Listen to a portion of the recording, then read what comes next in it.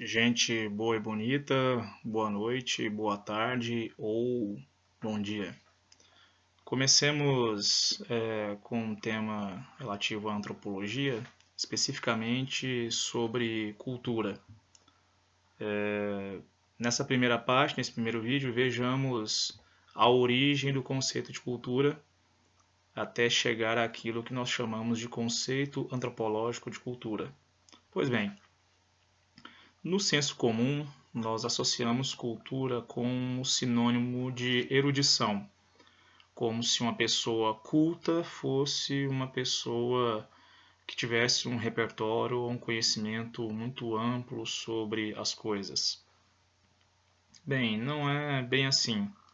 Essa noção está associada muito a uma visão elitizada de cultura, como se houvesse uma cultura erudita associada às elites e uma cultura popular associada às classes populares de periferia. A cultura erudita seria válida, a cultura popular não seria válida, seria mais associada ao senso comum. A palavra cultura é bem antiga, ela remonta à antiguidade greco-romana e ela sempre esteve associada ao cuidado, cuidado em relação às plantações e ao gado no pasto. A própria palavra agricultura tem relação com o plantio, com atividades relacionadas ao campo ou à zona rural. Então, cultura nesse caso era relativo a plantio ou criação de gado. Mas do século XVI em diante, mas a partir exatamente do século XVII na França, país culturalmente central na Europa, a noção de cultura ela começa a mudar. De que maneira? Cultura no século XVII passa a ser associada a uma faculdade ou uma capacidade que a pessoa tem de fazer algo. Então, uma pessoa culta, uma pessoa com cultura, no século XVII na França, seria uma pessoa capaz de fazer alguma atividade específica. Então, o sujeito manejava a cultura da fundição de metais.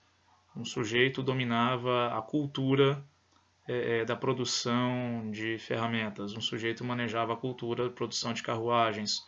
Um sujeito manejava a cultura da produção de livros e por aí vai. No século XIX, cultura era associada à capacidade de fazer alguma coisa. No século XVIII, durante o Iluminismo, cultura adquiriu um caráter mais amplo. Cultura passou a ser associada com...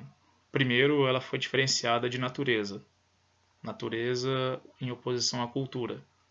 E cultura passou a ser definida como toda a somatória dos saberes acumulados e transmitidos pela humanidade através da história.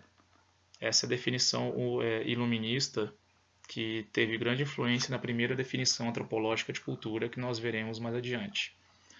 E cultura, desde o iluminismo, sempre esteve associada com as noções de progresso, de evolução, de educação e de razão ou pensamento racional. Só que cultura não é somente isso. Cultura é algo mais amplo. Antes de nós enveredarmos exatamente no conceito de cultura do Edward Taylor, vejamos o que não é cultura, no sentido antropológico do termo, pelo menos. Primeiro, cultura não é algo natural ou imutável.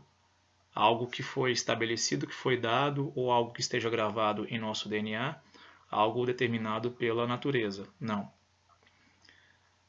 A cultura é aquilo que nos diferencia de outros animais. Somos animais, porém temos cultura. E é a cultura que nos diferencia dos chimpanzés, dos peixes, das baleias, das vacas e por aí vai. E a cultura, ela é uma construção coletiva, não é uma construção individual, ela é uma construção coletiva, onde a coletividade de indivíduos durante muito tempo constrói essa cultura e transmite a cultura na sociedade em que vive, através das gerações. A partir desse ponto, nós podemos ir para o conceito antropológico de cultura. E a primeira definição antropológica de cultura, propriamente dita, foi formulada por um antropólogo britânico, especificamente inglês, um dos pais da antropologia britânica e moderna, o antropólogo Edward Burnett Tylor.